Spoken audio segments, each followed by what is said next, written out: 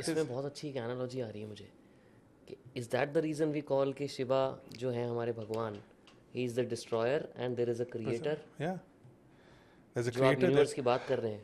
Interestingly, see, Indian, if we come to the Indian civilization, हमारी हम्म. Heritage और हमारी knowledge, बड़ी इंटरेस्टिंग चीज़ें हैं दो तीन. पहली बात तो ये है कि unlike anyone else, even the Chinese are very intelligent, ancient Chinese अभी भी हैं, लेकिन एंशियंट चाइना में भी काफ़ी काम हुआ साइंस पे. China believed in duality, yin yang. West believes in evil and good. You know, though है, शैतान और अच्छा आदमी है, यू नो, क्या फरिश्ता और शैतान, angel and devil and so on. So everything had duality. Either there was one God or there was a duality. India is civilization, मेरे ख्याल में the only cultural history में and spiritual history में हमारी, जहाँ पे हम ट्रायड की बात करते हैं. ब्रह्मा, विष्णु, महेश, त्रिशूल, यू नो. तो हम ऐसी शिव के भी तीन रूप देखते हैं ना, तांडव रूप, the Nataraja form, the preserver type, and the mother, you know, the Nari roop of Shiva, which is also a part, which is creator. So that roop is creator. Nataraj is preserver and prosperity, and Tandav is destroyer. Similarly, Brahma, Vishnu, Mahesh, preserver, creator, destroyer. So this triad is non-binary. Is extremely difficult to imagine, but so correct scientifically. The universe duality में नहीं चलता. Universe हमेशा triad पे चलता है. Okay. मुझे नहीं पता ये कैसे कोरिलेशन हो गया, एंड आई एम श्योर कि कोरिलेशन नहीं है. There is something more which we don't know from our own history, लेकिन there has to be something beyond just correlation. Think of universe, everything exist, usually things which are made are existing triads: electron, proton, neutron, black hole, sorry, dark energy, dark matter and matter. Everything which, and this is dark matter, essentially holds the universe together. Dark energy rips it apart, like Shiva.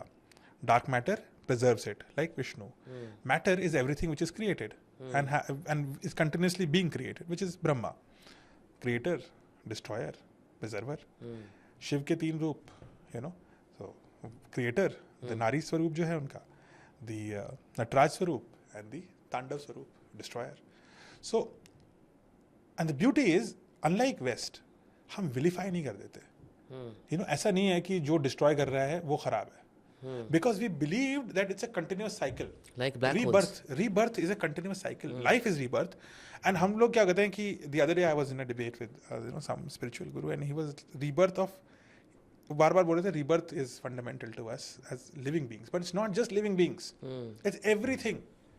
Because we don't really distinguish between different living beings. हम ये नहीं कहते कि भाई चिड़िया अलग है, चिड़िया में भी आत्मा है, मेरे में भी आत्मा है, हम सबकी आत्मा एक जैसी है, परमात्मा है. और जो भी चीज़ जो जिसमें आत्मा नहीं, जो निर्जीव है, वो भी डिस्ट्रॉय होकर के दोबारा बनता है. सो ये बात हम समझ रहे थे कि जो भी चीज़ बनी है वो डिस्ट्रॉय नहीं होती, वो रीफॉर्म होती है. टू रीफॉर्म समथिंग, उसको वापस उसके फंडामेंटल फॉर्म में लाना होता है और फिर रिक्रिएट करना होता है. वो स्टेम सेल में ला करके रिक्रिएट होता है. That is where we said कि भगवान शिव इज जो हमारा जो डीटी हमने कहा कि this is Shiva. Shiva is nothing but transformation. The process of जो बना है उसको बेहतर बनाने के लिए पहले उसे फंडामेंटल फॉर्म में लाना होगा, और फिर उस फंडामेंटल फॉर्म को मुझे दोबारा कुछ बेहतर बनाना होगा. बेहतर बनाने का काम किसी का है, उसको जब बन जाए तो उसको बनाए रखने का काम, this is one, and then फिर उसको retransform, and that's how continuous cycle of improvement will happen.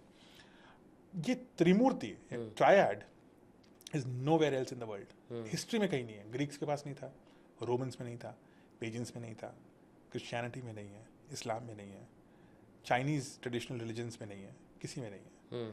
But Indian culture, and मैं कल्चर बहुत सावधानी से बोलता हूँ because culture is bigger than our present form of any religion. तो हमारे कल्चर में जो भी हमारे डीएनए से हैं सब हमारे कल्चर में है. सो धर्म आज ये है, कल जो भी हो जाए, लेकिन every Indian belongs to that culture. उस कल्चर में ये इमेजिनेशन कि हम तीन चीज़ों से बनते हैं, दो से नहीं. सच और झूठ नहीं है सब कुछ, you know, and not everything is dual. That is, I think, fundamental to our belief system, and that is what even Cosmos की जो मॉडर्न साइंस की स्टडी है वो एग्जैक्टली यही कहती है, इफ डार्क मैटर नहीं होता तो हम नहीं होते, the universe will fall apart if there is no dark matter. In fact 100% अगर मैं यूनिवर्स देखूँ, 100 में से 2% के करीब मैटर यानी ब्रह्मा है, 4% के करीब 24% के करीब जो है इट इज डार्क मैटर. हाँ, डार्क एनर्जी नहीं, डार्क एनर्जी ज़्यादा है, डार्क मैटर 24%, और 70% के आसपास डार्क एनर्जी है, which is like Shiva, which is pulling things apart and recreating the fundamental forms. And dark matter is holding the universe together, which is like Vishnu, which is 24%, and the remaining 4% is like Brahma, which is all the matter which we know. All of them are equally important percent. अब ये कोई कहेगा कि नहीं ये 76 है वो 4 है, तो I don't want to get into that comparison. Everything is equally important, I'm sure, but it's amazing how 3000 साल पहले we were able to decode. Rigved talks about it. Rigved talks about the calendar. You have to read the Rigved calendar. Rigveda की अगर बात करें ना, उसमें ये भी बोला जाता है कि जो बिग बैंग है, that is in a way representation of the word Om. Have you read that? I'm not sure whether Rigved says it, लेकिन it is Om has a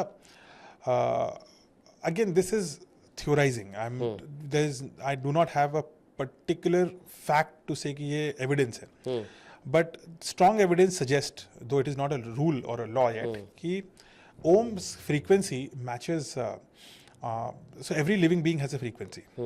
Every cell has a frequency. We all resonate, and that's how we probably, and probably is the key word here. We probably see relationship between particles. String theory is also vibration. Every particle vibrates as a frequency. So which means हमारी living beings के भी vibrations होंगे. And the more as time is progressing, more and more it is being suggested that Om, which is a 4-syllable chanting, has something to do with the resonance of the cell. And that, if proven, would काफ़ी important discovery होगी है. लेकिन इस पे काम चल रहा है. So अब ये लोग एक चीज़ और होती है, cosmic background radiation, CBM. तो basically cosmic बैकग्राउंड में जब ब्रह्मांड बना था और पहली बार लाइट निकली, कुछ मिलियन साल लगे थे उसको, जब जैसे जैसे पार्टिकल्स दूर गए उनके बीच से प्रकाश पहली बार निकला. जब यूनिवर्स लाइट अप हुआ पहली बार, बहुत बिलियन ईयर्स पुरानी बात है ये, करीब 3.5 बिलियन साल पुरानी, 13.5 बिलियन साल पुरानी बात है. यूनिवर्स की एज, यंग यूनिवर्स था तब, और वो जब पहली बार लाइट निकली तो जो उससे माइक्रोवेव निकली, it has a certain vibration. तो that vibration we there is a belief that there is some correlation with Om. अब कितना है we'll have to still figure out.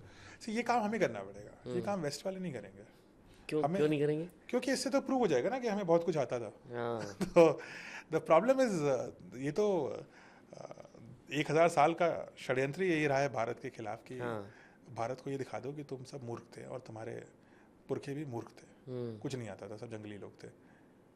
लेकिन वो धीरे धीरे रिवील हो रहा है. भाई आयुर्वेद आया, योगा, पूरे दुनिया में योग चल रहा है, पूरे दुनिया में आयुर्वेद चल रहा है. शून्य के आविष्कारकों को हमने क्रेडिट ही नहीं दिया. हमने अरेबिक न्यूमरल बना दिए, लेकिन इंडियंस के 0 पे बेस्ड डेसिमल न्यूमरल सिस्टम में इंडिया का नाम ही नहीं है. It is not Arabic numeral, it's Indian numeral system. बनाया तो हमने था. अब किसी ने मार्केटिंग कर दी तो उसका मतलब ये थोड़ी ना है कि उसका प्रोडक्ट हो गया. Americans are great marketeers by the way. Everybody has been, except us. Everybody to the west of us. हम गाना नहीं गाते अपना काम होगा. आज से 1000 साल पहले the Arabian Peninsula was a great marketer. वो सारी जगह से नॉलेज लाते थे, ट्रैवलर्स को भेज करके और अपने नाम से चिपका देते थे. आज से 500 साल पहले ये काम यूरोपियंस ने किया.